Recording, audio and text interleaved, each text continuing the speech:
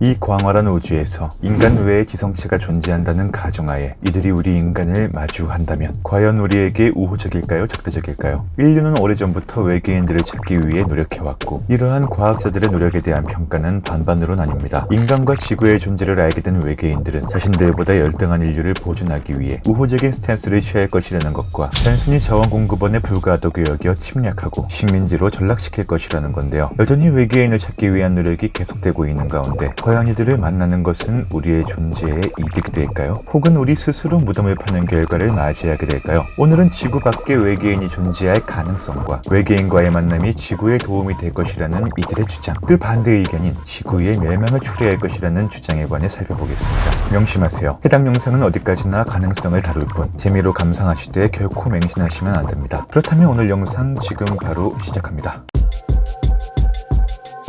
외계인에 관한 사람들의 인식은 다양합니다. 대표적으로 인간에게 우호적이며 정의로운 인간형 외계인 슈퍼맨이 존재하는가 하면 인간의 속주로 삼아 지구를 침략하는 에일리언, 그 밖에도 인디펜던스 데이, 화성 침공, 우주전쟁 등 실체가 드러나지 않거나 기괴하게 생긴 외계인들이 호시탐탐 지구를 노리는 것으로 형상화되어 왔는데요. 과거에는 흔히 인간형 외계인들은 당연히 인간 친화적일 것이라고 여겨왔고 그만큼 외계인들의 슈퍼파워는 친인간적이며 도덕적일 것이라고 판단해왔죠. 그러나 시간이 지나며 그러한 인식도 많이 바뀌었습니다.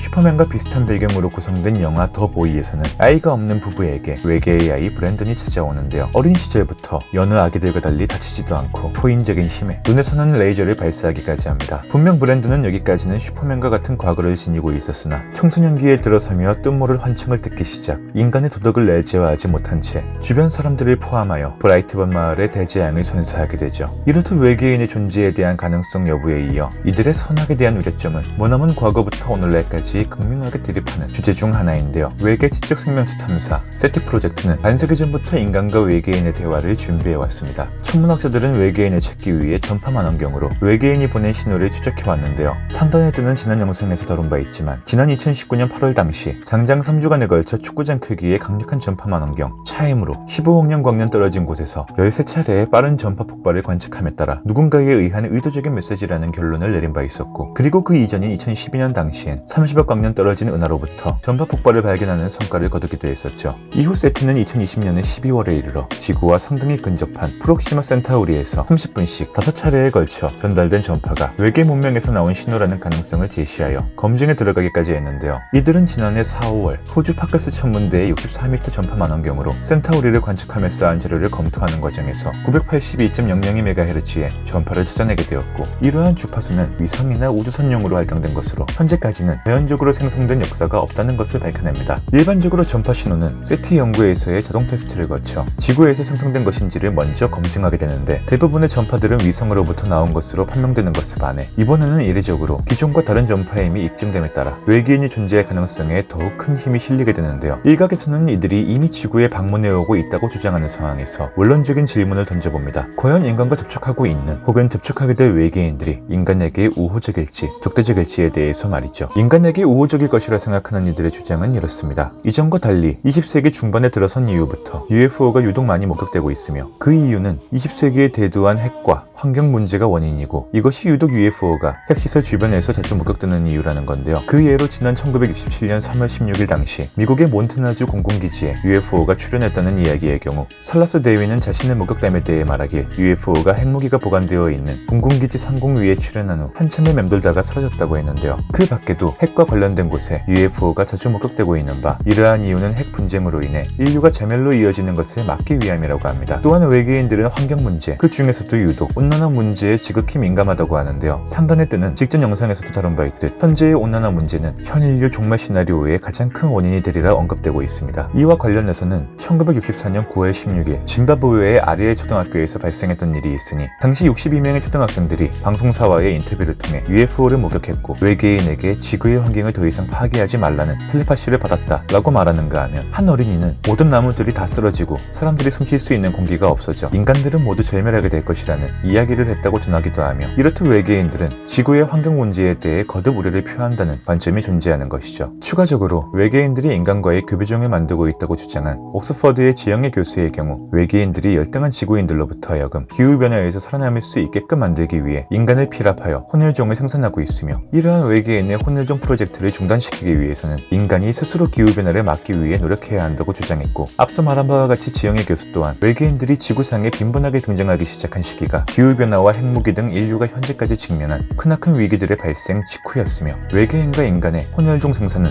앞서 말한 바와 같이 인류 문명의 퇴보에 대응하기 위한 이유라는 것입니다. 또한 실제로 외계인들에게 자신이 피랍되었다고 주장하는 사람들은 그들이 미래 지구에 일어날 비극적인 모습을 보여주며 지구의 앞날을 걱정하는 차원의 경고를 했다고 전했는데요. 여러 사람들의 목격담이 일관되는 방향으로 좁혀지는 면에서 상당히 그럴싸한 이야기로 들리는 한편, 판단컨대 이들이 주장한 이야기를 맹신할 수 없는 근거 또한 존재합니다. 오늘날 UFO의 목격담이 과거보다 잦아진 이유는 그 옛날 존재하지 않던 미디어와 SNS의 발전으로 인한 것이고, 정말 우리보다 뛰어난 지성체들이 지구를 지키고 싶다는 메시지를 전달할 것이라면 굳이 초등학생들을 찾아가거나 소수의 사람들을 납치하여 소통하는 방식으로 비효율적인 방식을 택했냐는 것이겠죠. 결국 상당히 그럴싸한 이야기지만 똥을 닦다가 만 듯한 그런 느낌이랄까요. 하지만 모든 주장과 근거에 100%는 없는 것이며, 다음은 외계인들이 인간에게 적대적일 것이라는 이들의 주장으로 그 대표적인 인물로 직전 영상에서 다룬 스티븐 호킹의 이야기를 들 수 있겠습니다. 호킹은 세트 연구소의 지적 존재 포착을 위한 노력에 관해 여러 차례에 걸쳐 극도의 부정적인 견해를 표출하기에 인간의 존재를 확인한 외계인들이 자원 확보를 위해 지구를 공격하고 결국 이주까지 결심하게 될 것이라 말한 바 있고, 이에 관해 세트 연구소의 세스 쇼스탁 박사는 호킹의 말은 증명되지 않은 두려움일 뿐, 그들이 지구의 자원에 관심이 있었다면 우리가 그들을 찾는 것과 상관없이 이미 수십억 년 전에 지구를 발견했을 것이라고 반박한 바 있는데요. 사실 그 말은 어느 정도 일리가 있는 것이, 그렇게 우월한 문명을 지니고 있는 외계인들이라면 굳이 우리가 접촉하지 않더라도 우리를 먼저 찾아내었을 것이고, 우리는 이미 이들의 식민지로 전락한 상태가 되어 있어야만 하겠죠. 또한 앞서 외계인 혼혈화 생산을 주장한 지영애 교수의 다른 말을 빌어 설명하자면, 인간의 피락과 납치가 외계인과의 이중교배를 통해 혼혈종을 생산하는 것으로 궁극적으로는 보존한 지구를 식민지화하는 것이며, 단순히 인간을 지키기 위한다는 차원이 아닌 미개한 하위 문명에 불과한 인류를 결국은 실험과 보존의 대상으로 삼는 의미가 크다는 겁니다. 여러분은 오늘 이야기에 대해 어떻게 생각하시나요? 과연 이 광활한 지구 어딘가에는 인간이 아닌 또 다른 지성체들이 존재하고 있을까요? 만약 이들이 인간을 마주한다면, 혹은 이미 우리와 함께하고 있다면, 과연 이들은 우리를 협력하고 보존해야 할 우주의 공동체로